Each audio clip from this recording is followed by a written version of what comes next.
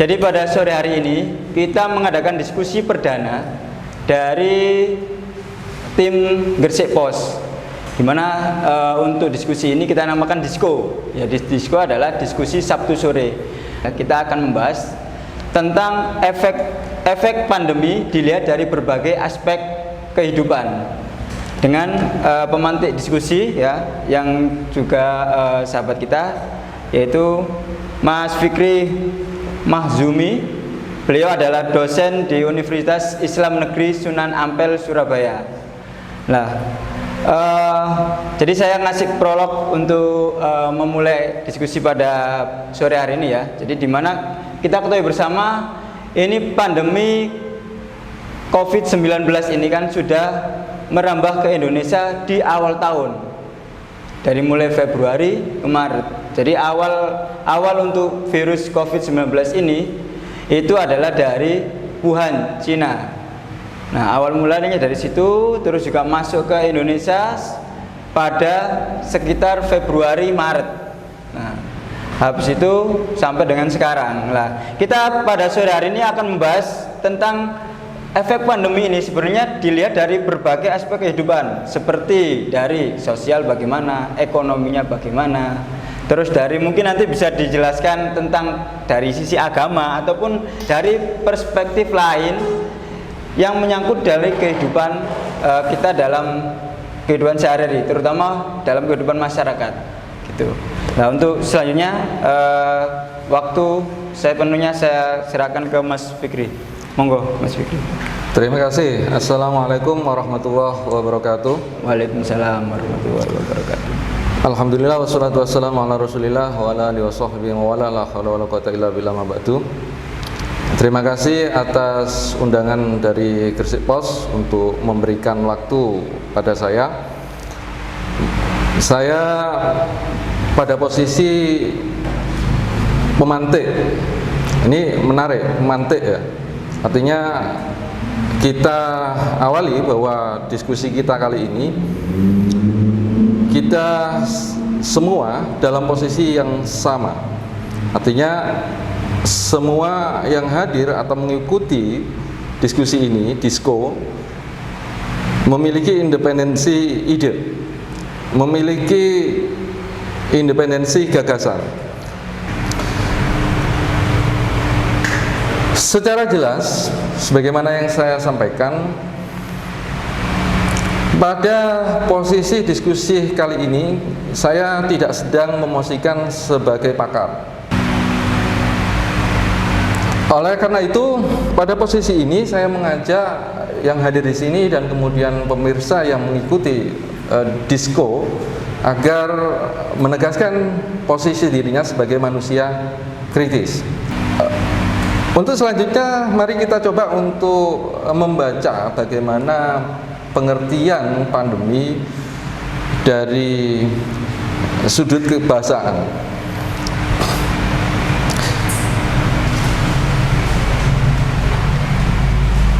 Oke, di KBBI ini tentu KBBI mengikuti pengertian yang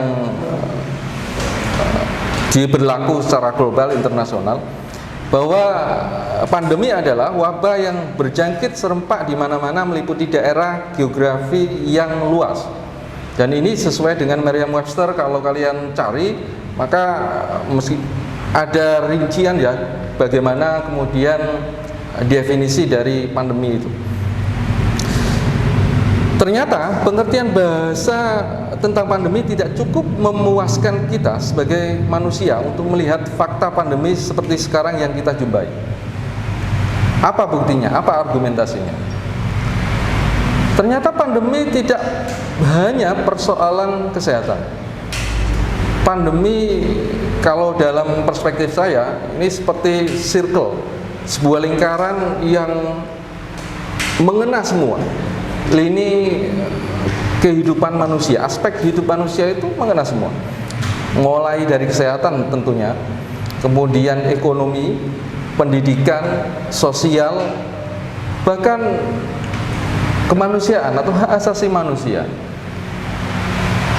Oke, saya tunda dulu untuk menguraikan apa yang kemudian terjadi pada banyak aspek atau sektor dari kehidupan manusia itu. Kita coba mengawali lagi untuk melihat bagaimana pandemi ini berlangsung. Kasus infeksi di Wuhan, sebagaimana tadi yang disampaikan, ini menjadi the standing point ya. Jadi startnya itu ya di Wuhan itu. Apa yang terjadi? Kasus COVID-19 pertama di dunia ditemukan pada 17 November 2019 di Cina. Ini sudah maklum semua. Terus kemudian Rabu 11 Maret 2020 WHO mengumumkan bahwa COVID-19 adalah pandemi. Apa yang Indonesia respon ketika itu? Ketika WHO mendeklarasikan atau memberi announcement bahwa COVID ini adalah pandemi. Ada yang lucu kemudian yang terjadi di Indonesia. Responnya beragam.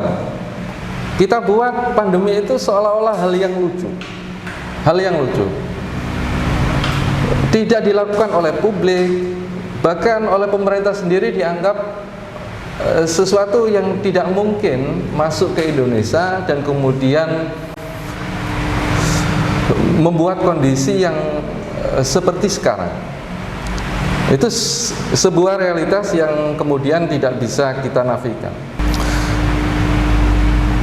Kondisi terbaru tentu bisa diakses di Worldometer misalnya, bahwa sekarang sudah hampir 37 juta ya orang yang terinfeksi virus, dan dampaknya semua terkena, mulai tadi yang saya sampaikan bahwa ada kesehatan, ekonomi, pendidikan, politik, sosial budaya, kemanusiaan. Tidak hanya satu sektor, tapi semua sektor digasak oleh pandemi ini.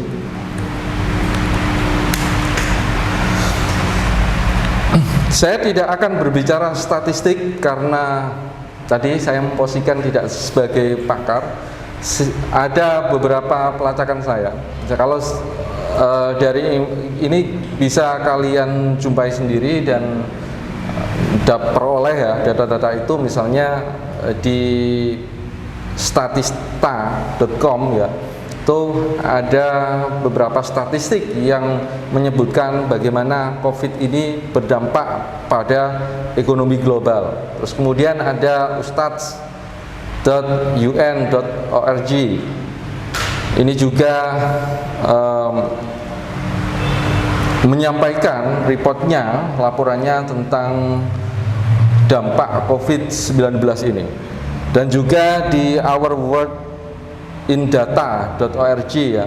Ini juga menyebutkan data-data statistik yang berkaitan dengan efek pandemi COVID-19. Ini menjelang akhir, kita bawa pembicaraan kita untuk, karena ini Gresik Pos, maka kita juga harus bicara Gresik ya. Ini tidak seperti itu. Saya kadang merasa tidak nyaman ketika melihat situasi Gresik yang kelihatan tidak ada masalah ya, tidak ada masalah.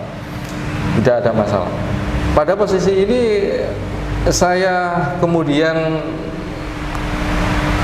tidak merasa tenang ketika pada kondisi Gresik seperti ini ada beberapa hal yang kemudian sebenarnya bisa kita lakukan ya, atau berkontribusi dalam mengidentifikasi apa efek-efek yang kemudian menjadi satu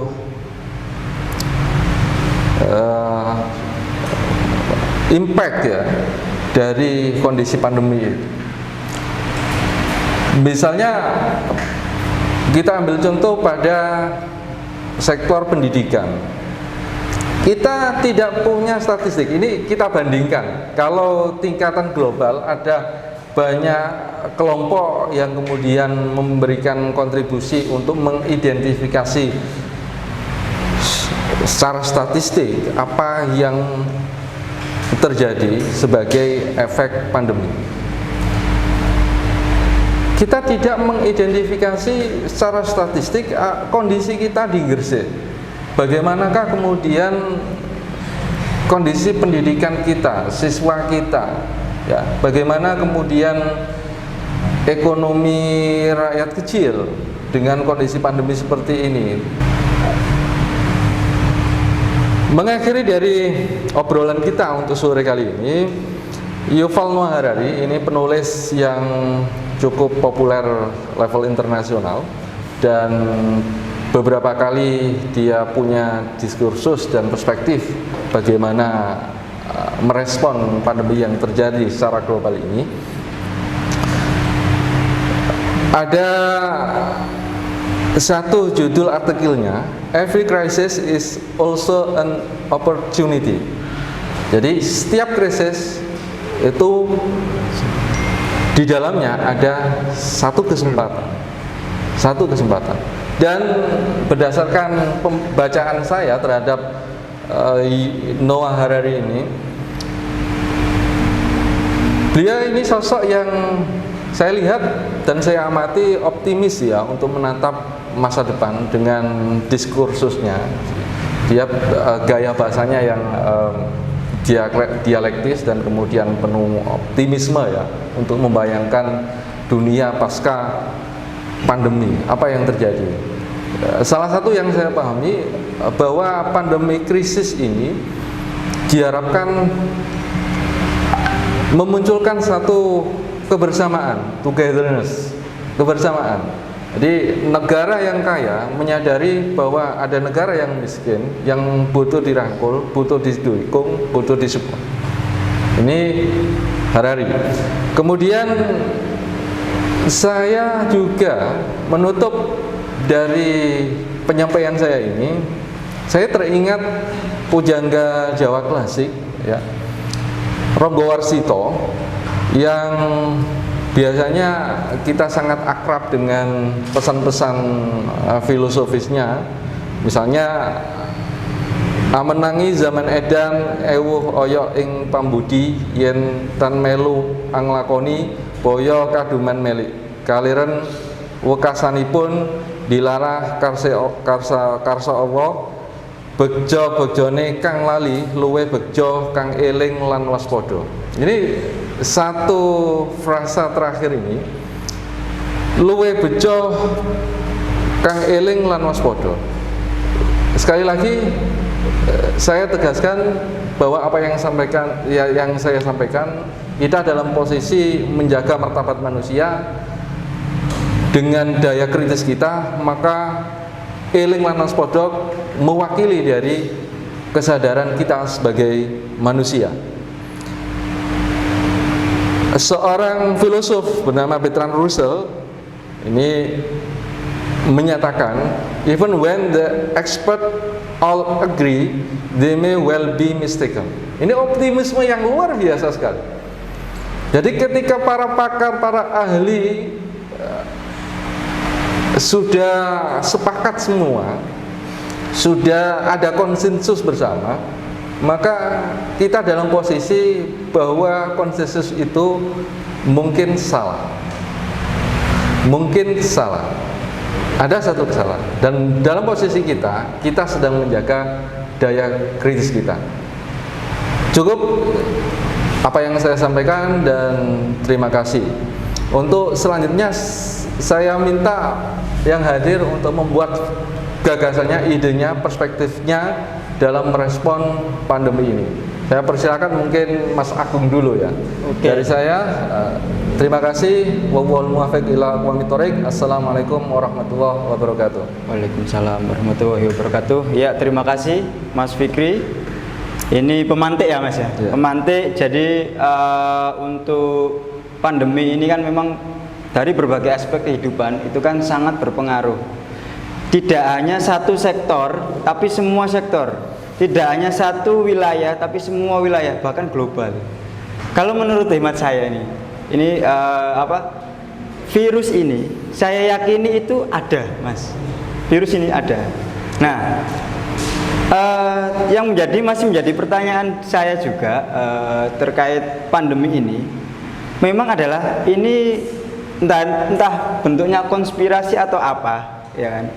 Kalau saya sih menurut saya pribadi ini adalah by design. By design. Pandemi ini adalah by design. Virusnya ada memang, dan saya yakin itu ada, dan itu korban jiwa kan ada juga, gitu kan? Artinya kita tidak menutup kemungkinan bahwa waspada itu penting, ya. Tapi ketakutan itu yang harus kita hindari. Artinya kalau kalau berbicara tentang virus ini, ya, ketakutan yang berlebihan itu akan secara tidak langsung dari psikologis kita akan menurunkan imun kita. Nah, disitulah kalau misalnya imun turun, virus kan akan mudah masuk itu. Nah, artinya apa? Jadi kita kalau menurut hemat saya juga, jadi beraktivitas itu kita lakukan senormal mungkin. Artinya kita tidak menolak new normal, tapi senormal mungkin dengan ada beberapa hal yang harus kita mulai sadari. Sebenarnya harusnya itu dari dulu itu sudah harus ada. Artinya ya kita harus ketika bertemu orang atau harus satu menjaga jarak. Terus ketika kita ke satu tempat, terus dari jalan misalnya, kita kan dari luar misalnya mau masuk ke rumah atau mau masuk ke kantor, harusnya kan memang higienis, artinya harus cuci tangan. Itu kan sebenarnya dari dulu sebenarnya, dan ini kan momen atau kalau diambil dari sisi positifnya adalah ketika pandemi ini atau virus ini itu ada, berarti kan menyadarkan kita tentang kebersihan, artinya kebersihan dari diri kita sendiri, gitu loh. Kebersihan dari diri kita dan juga untuk menjaga kesehatan kita sendiri, gitu loh. Untuk meningkatkan imun kita, gitu. Karena kan memang setiap orang itu kan imunitasnya kan berbeda-beda, tergantung dari dari beberapa aspek juga, termasuk dari usia, termasuk juga ada penyakit bawaan yang diderita dan juga hal-hal yang lain, gitu loh.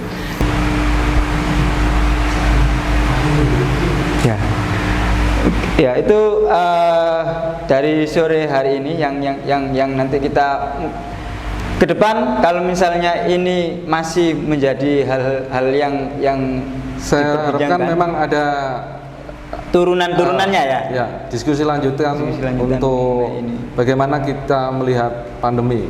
Lebih spesifik ini sebagai awalan. Bagaimana kita menumbuhkan daya kritis kita untuk merespon pandemi ini.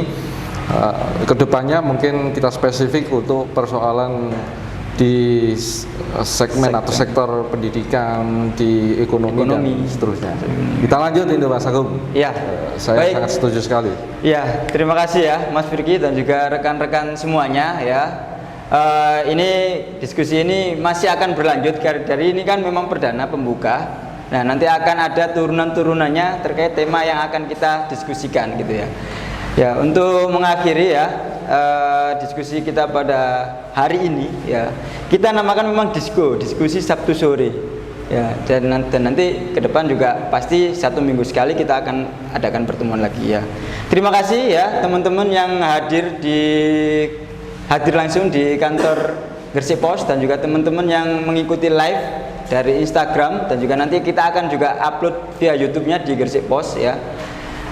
Nanti kalau misalnya ada saran misalnya Mas ya untuk tema, apakah itu nanti monggo di DM di semua media akun dari Gresik Pos, IG, Twitter, Facebook, ataupun bisa email, gitu ya. Terima kasih, selamat sore. Saya akhiri. Wassalamualaikum warahmatullahi wabarakatuh. Disco.